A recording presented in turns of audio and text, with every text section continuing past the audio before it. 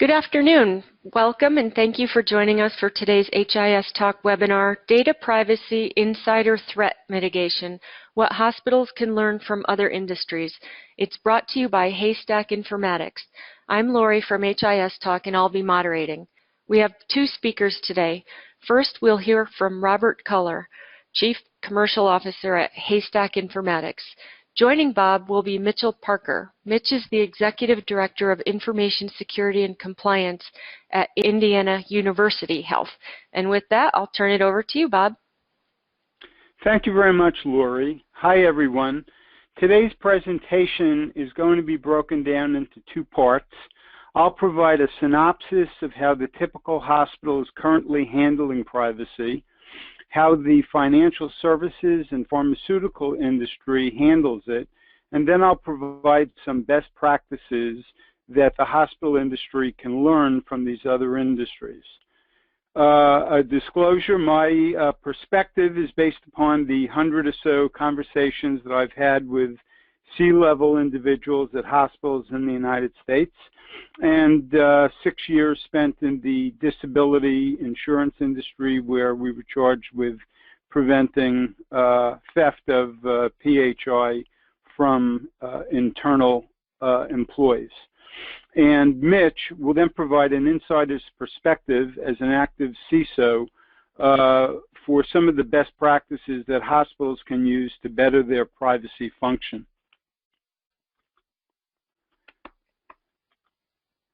So the first thing I'm going to start with is I'm going to try to be specific about the various definitions that are used in the industry concerning our topic today. And I've seen a lot of confusion in the marketplace related to this. The external wall between the hospital system and the external environment, there needs to be security tools in place to prevent outsiders, mostly defined as hackers, from accessing your data.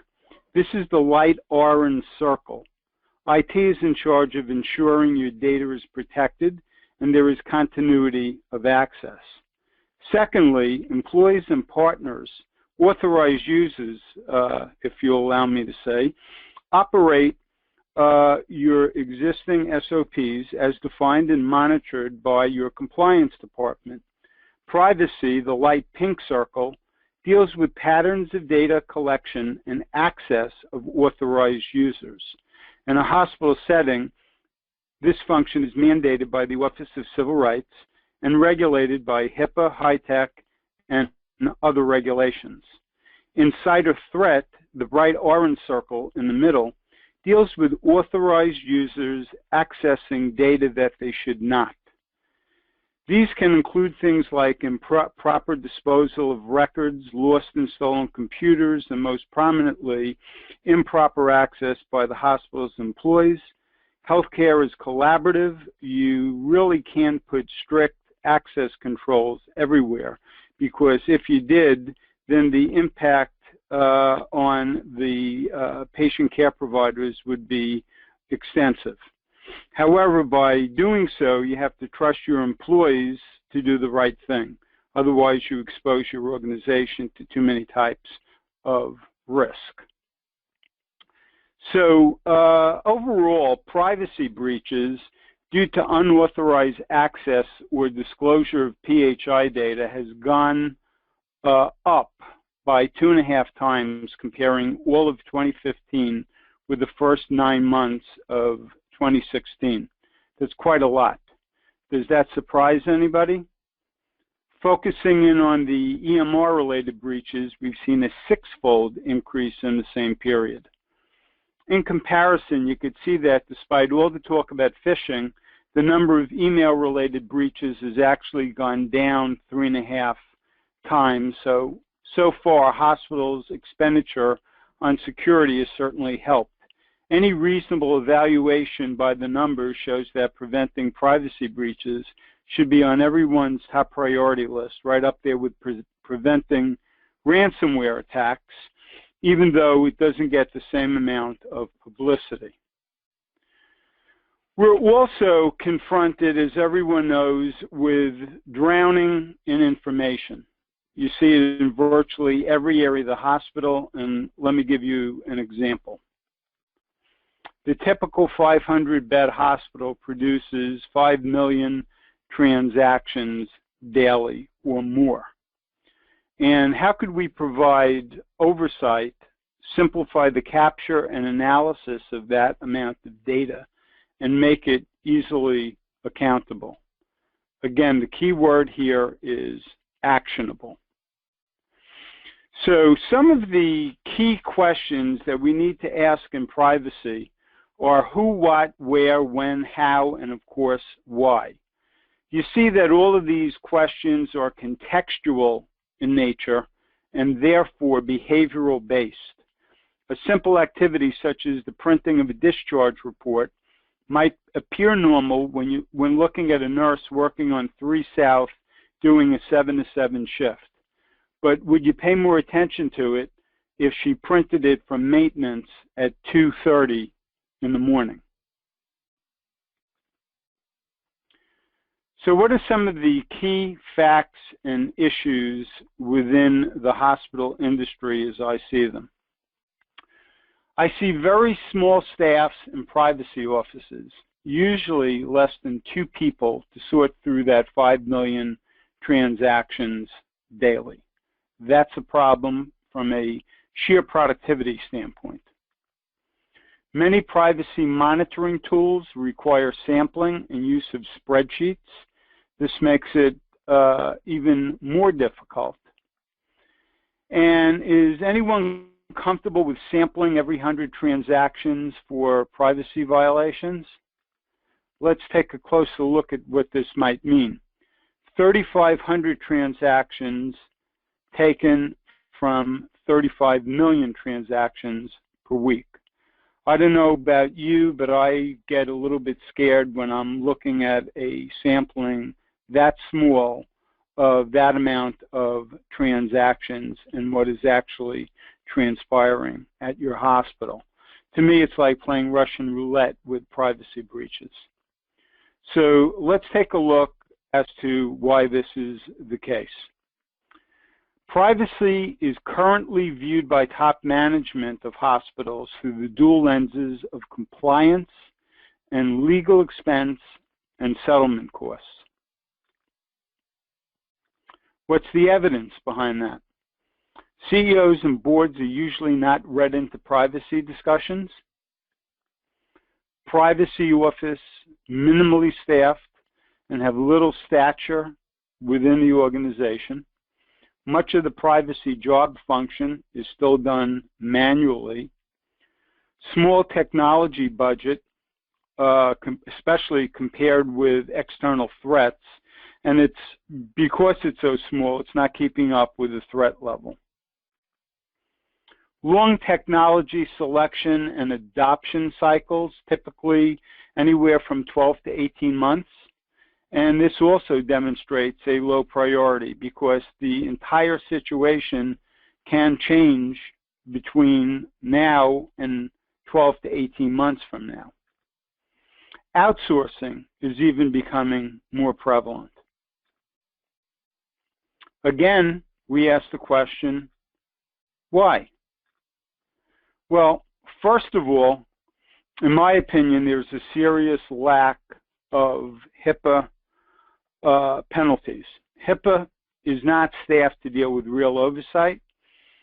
Self-reporting is never a particularly great idea. What you have to do is ask the financial services industry and the SEC and the whole derivative crisis of 2008.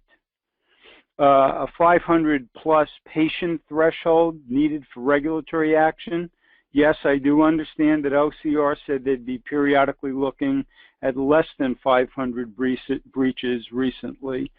But in addition to that, the fines are largely a slap on the wrist. You really have to commit serious, egregious malfeasance before you start getting up into hundreds of thousands of dollars of fines.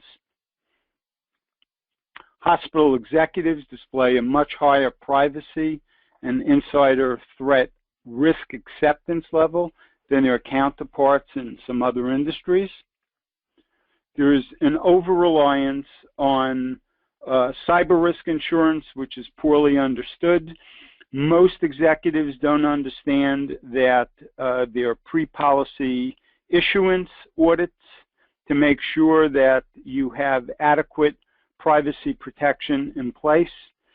Post-breach audits to make sure that what you did have in place was actually being used to its most effective usage.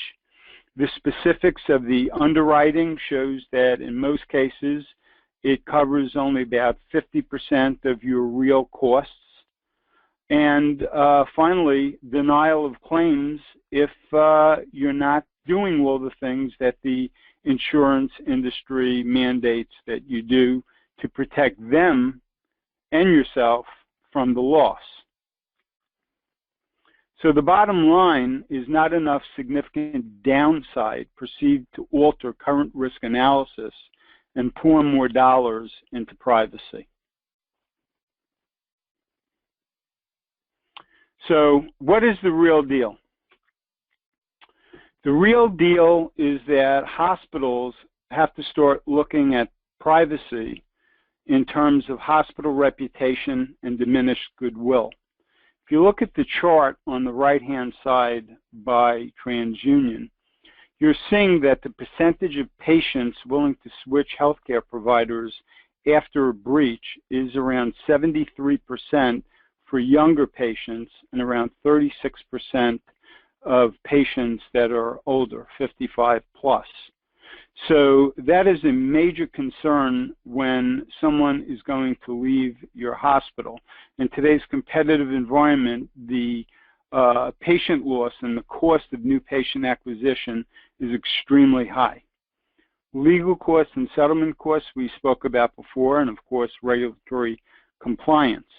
But as you see on the bottom here, Poneman estimates that the cumulative lifetime patient revenue loss between 2015 and 2019 is $305 billion. And that's a substantial amount of money, and that's why we all need to be concerned. So how does the insurance industry view privacy and insider threat? 57% of top management say that it's a top IT priority. Compared with hospital industry CIOs, that's around 20% from some of the studies that I've seen. So it's substantially different. It's approximately 3 times the amount. They have to deal with multiple regulatory agency involvement, such as the SEC, FTC, New York State Division of Financial Services, Consumer Financial Protection Bureau, as well as HIPAA, all of which have very large fines. CISOs have a direct and regular reporting relationship with the CEO and the board. They usually do not report to the CIO because they perceive this as a fundamental conflict of interest. There are many interesting points and counterpoints related to the best structure possible, but one thing for sure is you don't want the policeman reporting solely to the person ultimately in charge of compliance systems. Too much is at stake to do that.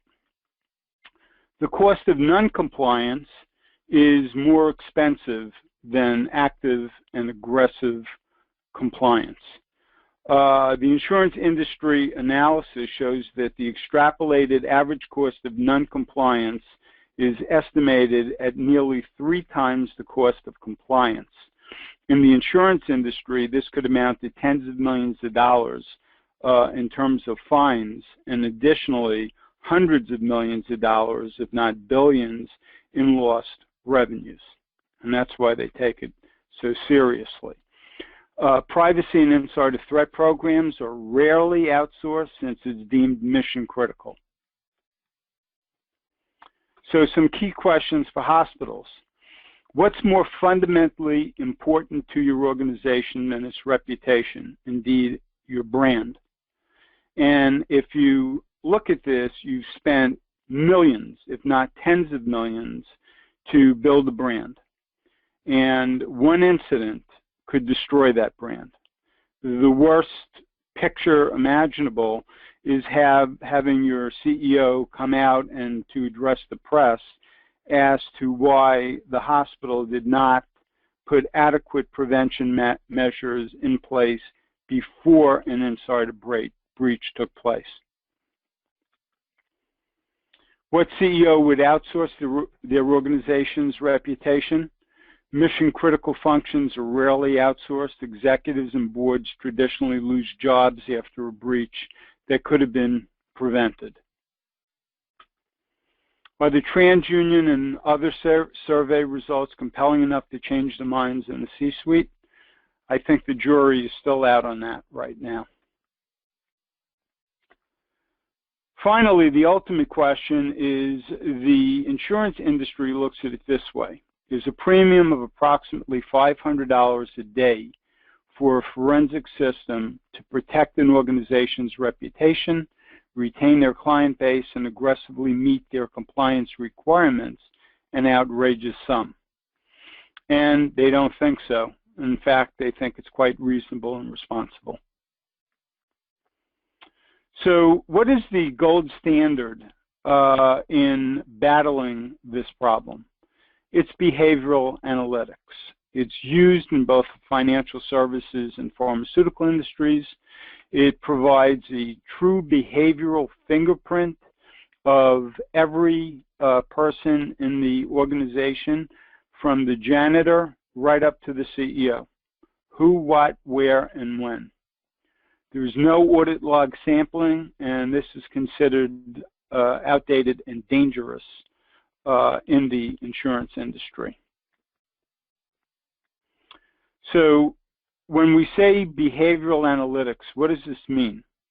It means that you have specific search engines focusing on providers who are not members of a patient care team. And you need the ability to dynamically build a patient care team around the patient, because let's face it, putting a care team in place is an arduous process. And most of the hospitals that I've spoken with have a very hard time in doing this. They know it's important, but from the ground, tactically, it's a very difficult thing to do. Then you have to take a look at user task anomalies. What is this something that the person typically does, or is it anomalous activity? Where are they conducting this anomalous activity from? What's the behavioral comparison between the individual you're looking at and their peers, specialties, departments, etc.? How does this fit in with potential family snooping? Taking a look at things like last name similarities, address similarities, guarantor likeness, and of course simultaneous logins. It has to be consistent with a detect, investigate, report, best practice methodology. And this, at this point, is really proven within the industry, both at hospitals, the vendors associated with patient privacy systems are all using this type of methodology. If you're not, you need to take a stronger look at your current methodology. You also need advanced visualization so you could easily see and only see anomalous and suspicious activity graphically instead of sifting through audit logs. Because as I gave you that 35 million transaction a week case, you could see how going through it manually would be just an impossible task. You also want to reduce false positive rates. Of course, that could drive you insane as well if you're constantly getting alerted to a potential breach that doesn't turn out to be a breach. Now, I think you're never going to get to zero, but that has to be the goal of everyone's system, and there's some real differences between a lot of the competitors out in the marketplace. And you could use the same data to improve operational efficiency at the same time. Behavioral analytics could be used to look at MD overtime, staffing ratios across specialties and locations, ancillary service and clinic productivity, staff time allocations for new equipment versus old equipment, newer MRIs, for example, with 190 plus views versus 40 views. Has the hospital allocated different amounts of times to make optimum use of the newer technology? So what does this look like? If you see in the circular area, and I know this is very difficult to see on your computers at home or in the office, but you'll see that the patient care team, which are all the individuals surrounding that patient in the middle, and you have a user profile. So in this case, Kevin Cordhill is a pharmacist, and you see what Kevin's activity looks like July 25th, the previous week, the previous month. They're pretty similar. You could take a look at him versus other specialty pharmacists, and that looks pretty similar as well. And you could take a look at it by role as well. You also have the ability, as I mentioned before, to quickly discover a potential breach. In this case, that red line that you see between the two individuals, Ellis Correa and Roberto Bowie, is a potential breach. And if you look on the right-hand side, you see there's a new activity for the user. And as you hover your mouse over that new user activity, you could find out all the details that the EMR, the information has been pulled out of the EMR, and then you can mark it either appropriate or to start an investigation. So these tools, as you can see, you could typically look at 1,000 transactions in one quick view, rather than going line by line by line. So finally, how do hospitals improve privacy and insider threat vigilance?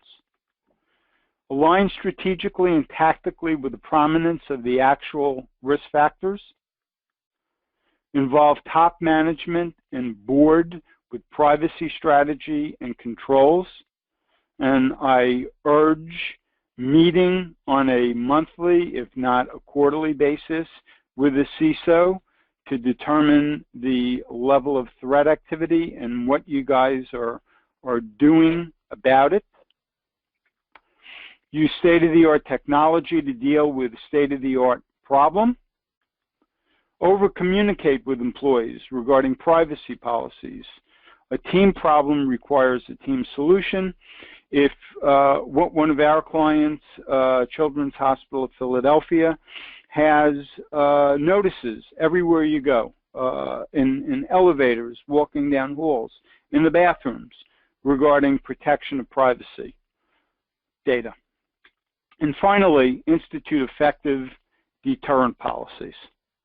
With that, I'm going to turn it over to Mitch. Thank you very, very much, Bob. So what we're going to do is today, just waiting to get control. Okay.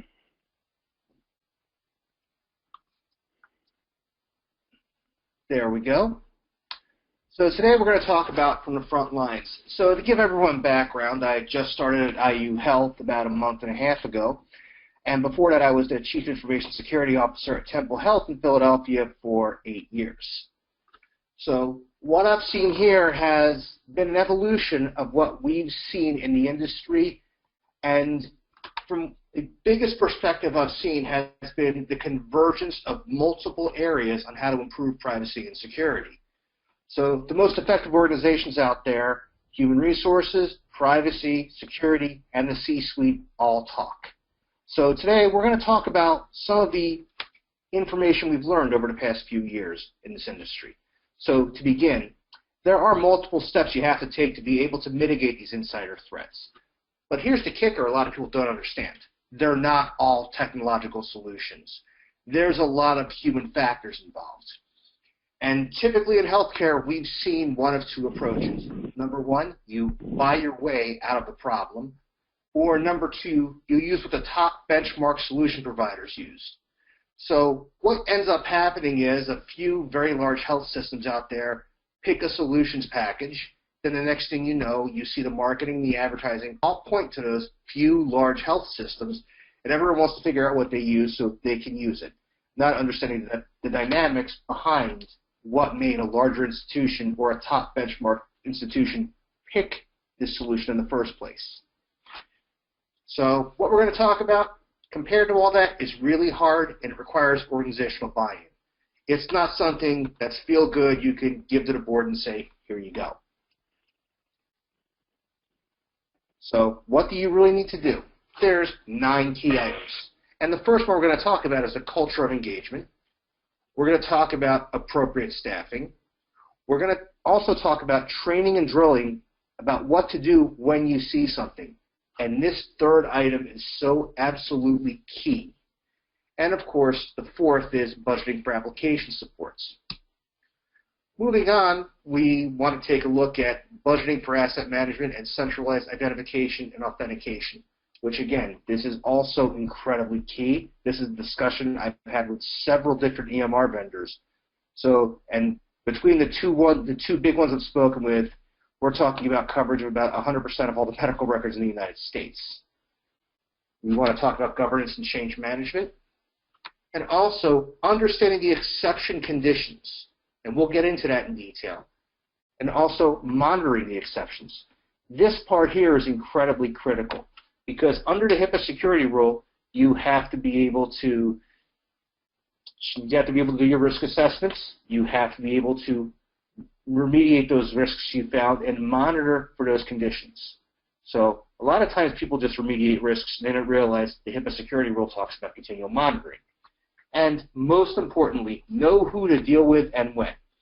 The IT department, and very specifically information security, is no longer a department that sits on its own.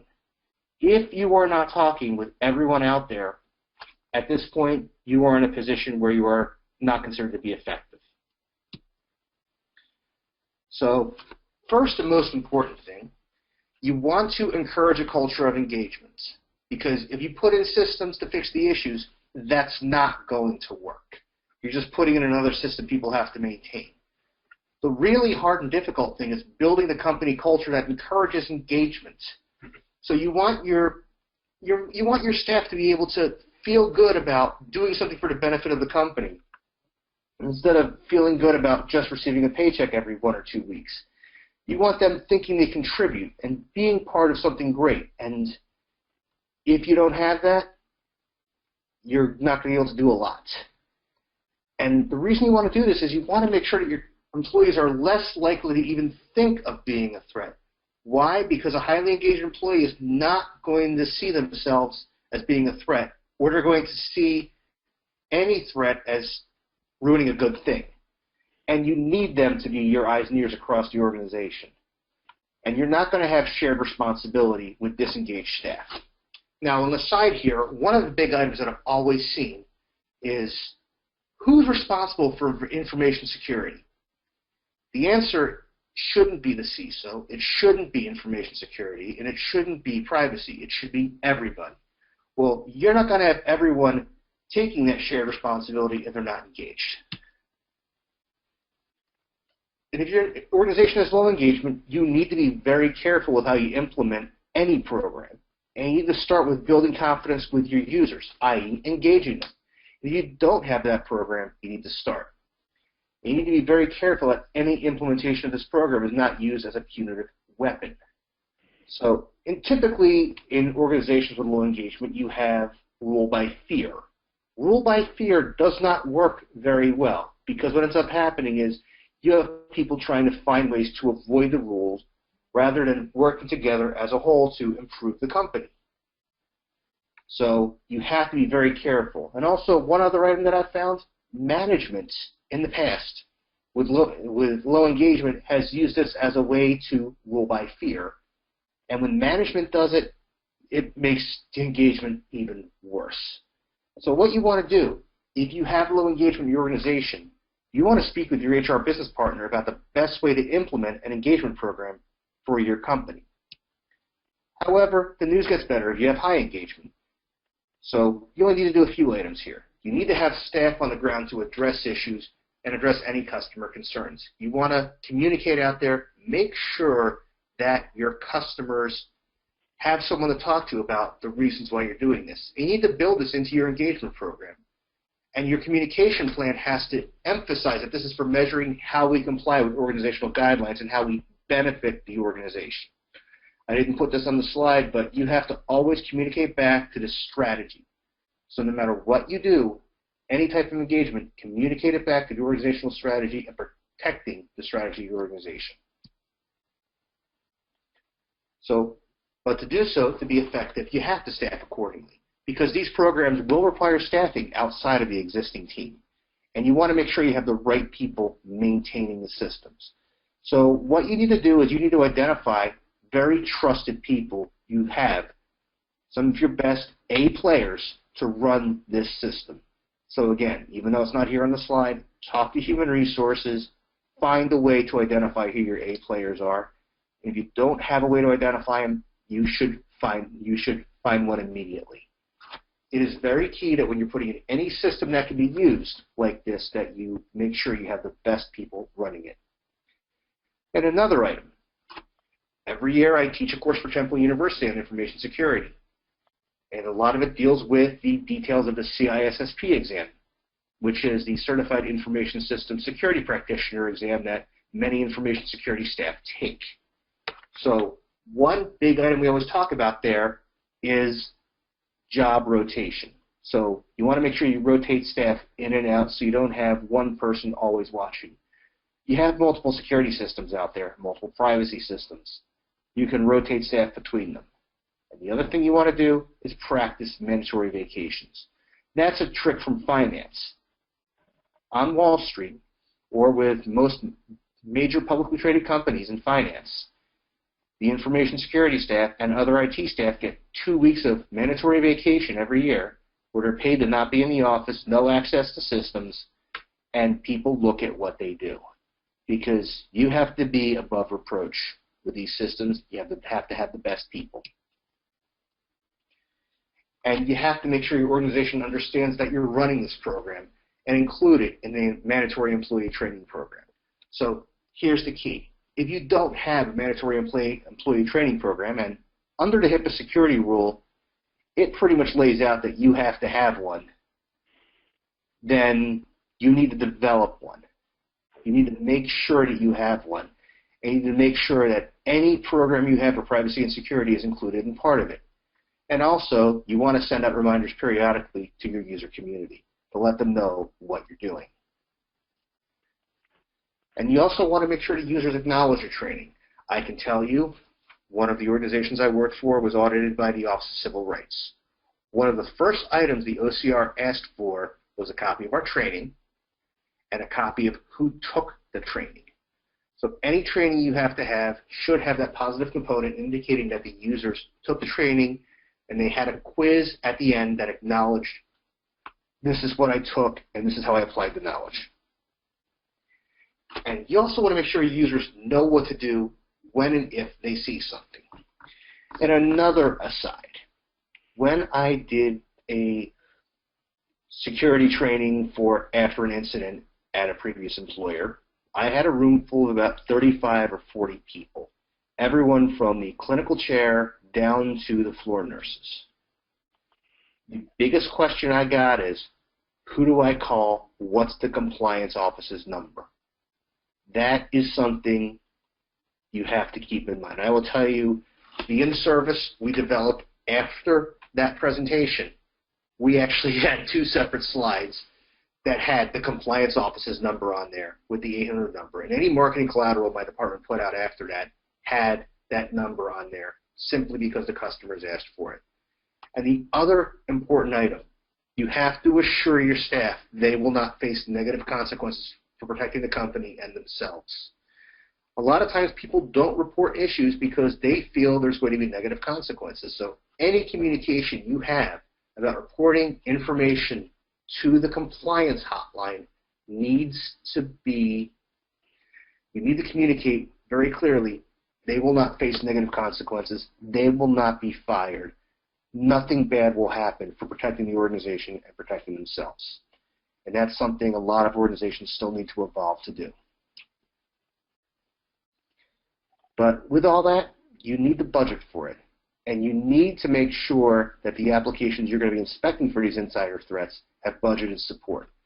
One of the large items we've seen in healthcare, specifically with declining revenues and, more importantly, having to fight for every capital dollar, is that oftentimes information system support is a secondary item.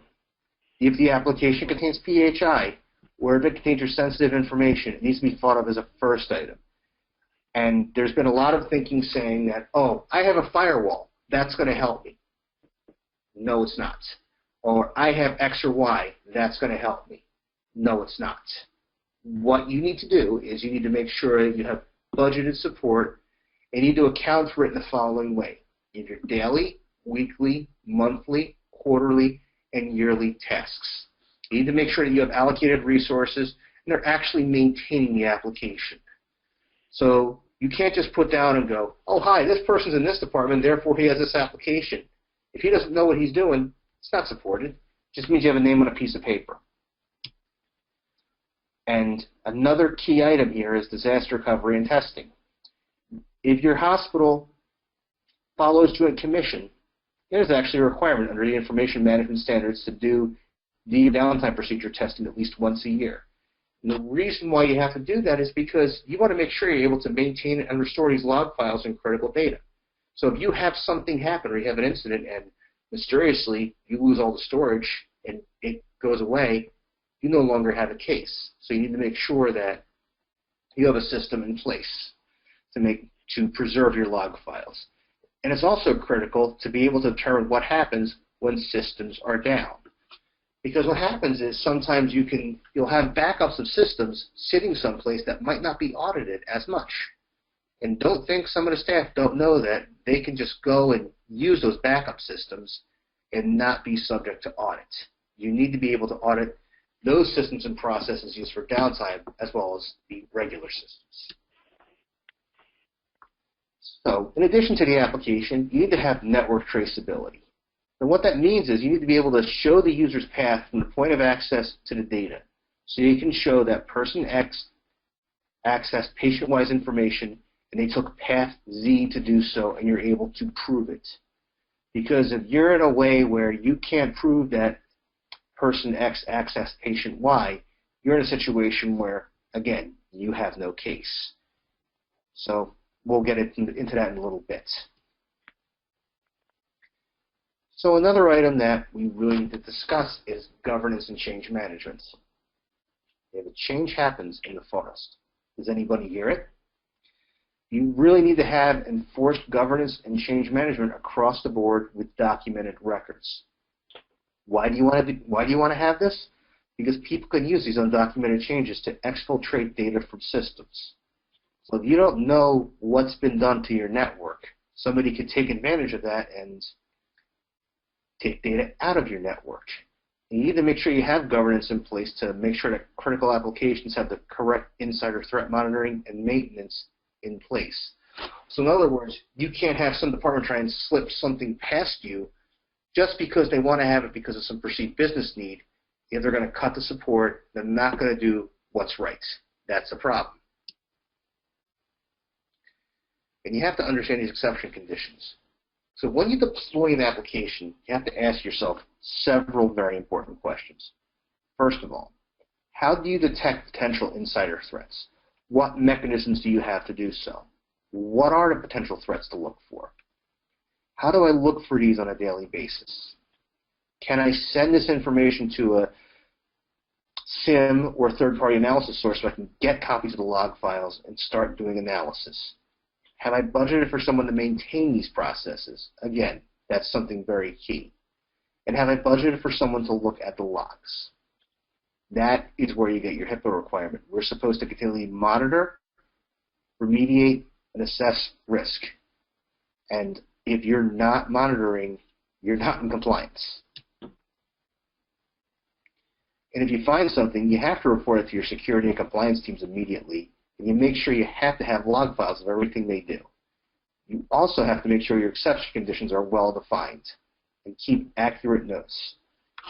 I mean, if you find something, you have to be very clear, this is what it is, this is what happened, and this is why we're notifying somebody in privacy, security, or compliance.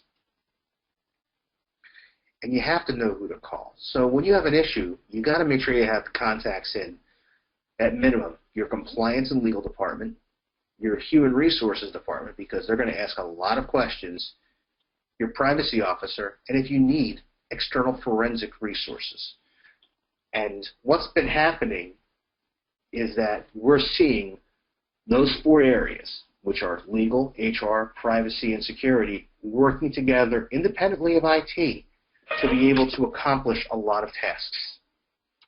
So with that, today's conclusion is, number 1, putting in applications is very easy.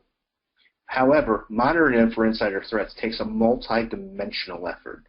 And this requires putting in solutions that don't just involve technology, but the human side. And the hard part, especially for a lot of people who have been around technology their entire lives, is that engagement and partnership is the key, not technology. So with that, I'm going to wrap up and we'll move into Q&A. Okay, thank you.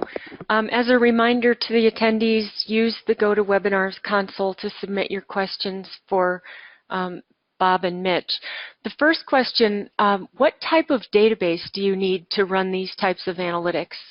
The type of database you need is one that is synchronized with your applications.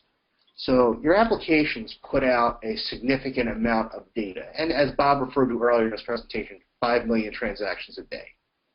And as I referred to in my part, you have to have a database that is able to capture those data points and is able to get those exception conditions that I spoke of earlier and put those back out in front of the user. So this is something that you'll need a high-performance database for. Ideally, if you go with something with the cloud, it'll be HIPAA compliant or ISO 27018 compliant. But most importantly, it's a high-performance database that has to be able to get the data points you need for your application. And that's the key part. How it works with our system is, and I'll use Epic. We're EMR agnostic, but I'll use Epic because of their place in the market.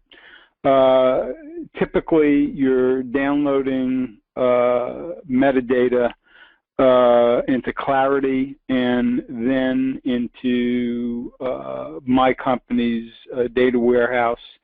And at that point, the analysis is done overnight and available the next day.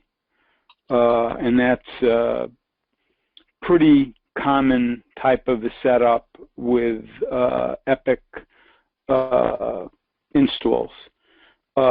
Cerner, for instance, you have the ability to do things more on a real-time basis, but that really depends on the particular setup. Bob, I can tell you very particularly, at my current location, we have about 16 hospitals on our Cerner system, and we actually use a very similar setup to Epic for getting data out of Cerner into our enterprise data warehouse. Great. And it really is dependent upon, you know, how you're configured at the local or centralized level. Why is behavioral analysis such a critical need in detecting threats? I would say the easiest answer there is because everything is contextual.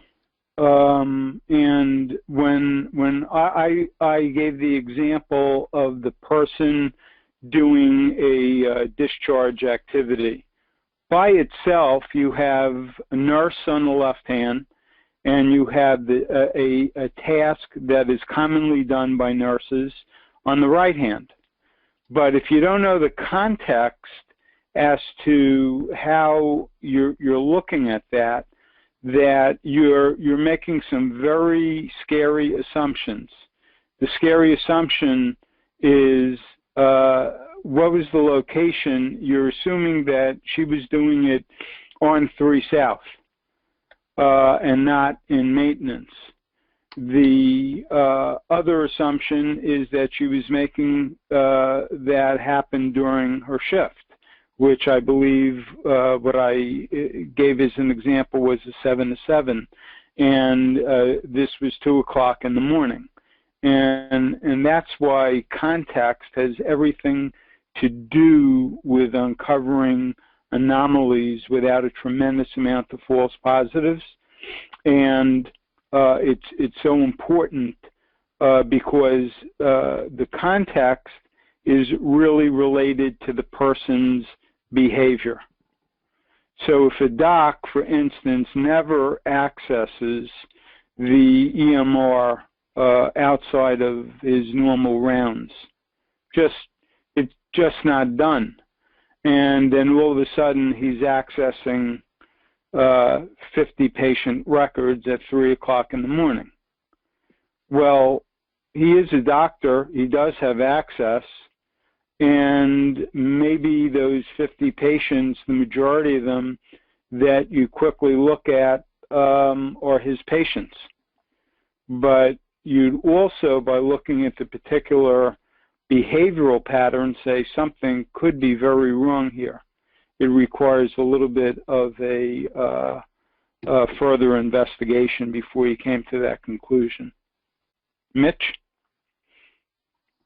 So I also agree it's very important because as we move towards identity-based identity management and provisioning of users, you are able to now take a look at the user in the context of what you're doing. You're exactly right.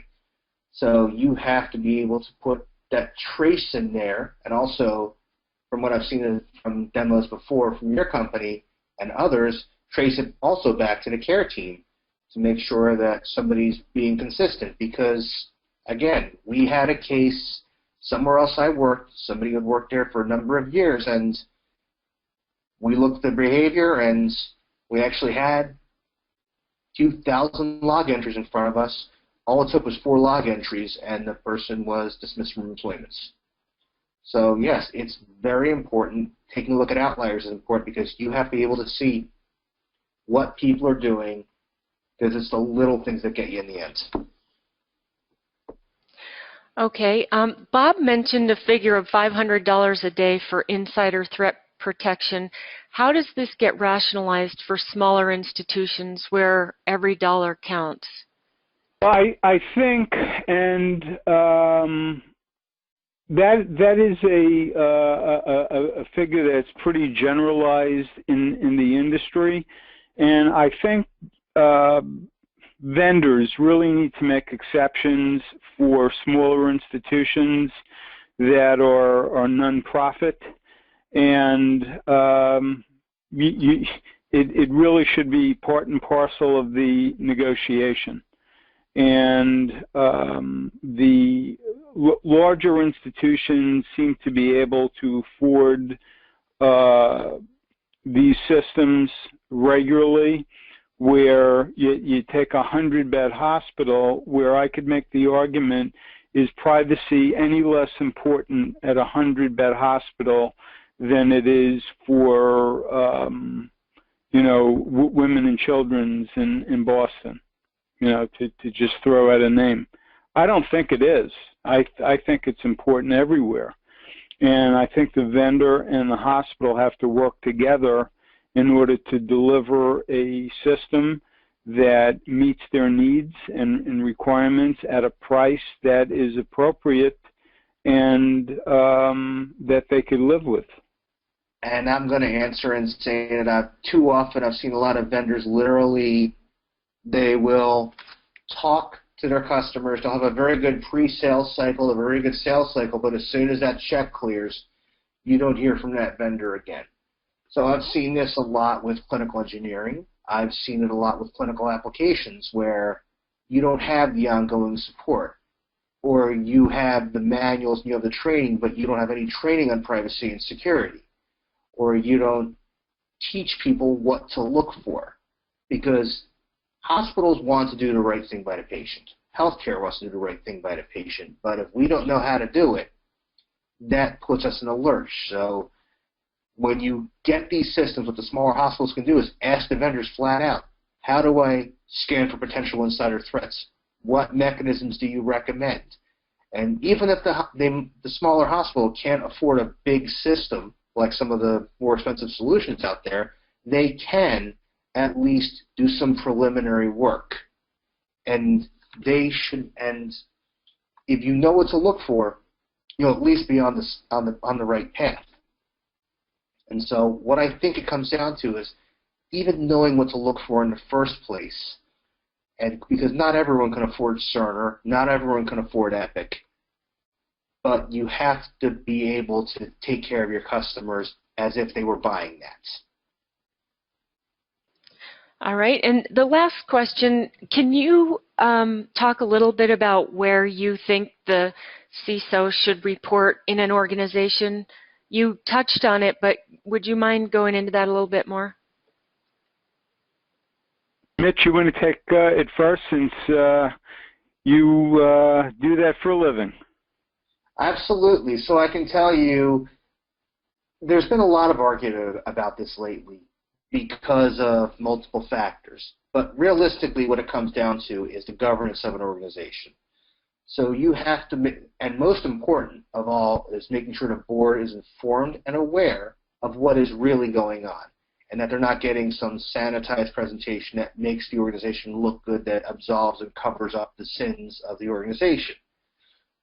The board has to be aware of what's really going on, and you have to have a good governance and organization structure to make sure that security, privacy, compliance are all aware, and also human resources. So you have to have all of those pretty much in lockstep, because everything you're talking about, you have to be able to make sure that the ultimate decision makers get the information. So now, realistically, most organizations, the CISO is going to report to, they're still going to report to CIO. But it doesn't matter where they report. What matters is where the lines of communication are. If you're a CISO and you're not having regular conversations with a privacy officer, human resources, or your friends in legal, then you're not being effective. So you have to have those lines of communication. You have to have good governance around the applications and systems, and you have to make sure that that good, repeatable, and explainable metrics make it up to your board of directors, because ultimately they're the ones that make the decisions. So I think a lot of people are hung up on reporting structures, and they're not really looking at the big picture of how do you get the right information to the people that make the right decisions so that you can continue to have a privacy and security program that is well supported by all your stakeholders. And I would agree with you, Mitch. I think both you and I mentioned the word communications throughout our presentations, and that is just so critical, upward as well as downward.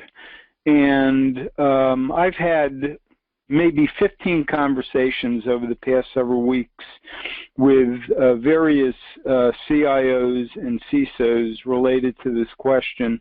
And it's gone from some CISOs saying, yes, I really need to make sure that I report to the board or the CEO basically because I can get my own money via budget that way without being one of the responsibilities of the CIO. I have had other people tell me that because of their very close working relationship with the CIOs, that it's more important that it's a dotted line relationship.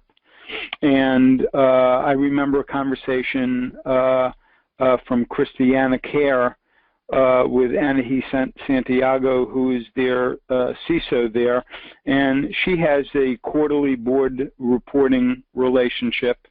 So the board is both kept informed as to what is happening on a quarterly basis, and they regularly ping her with questions.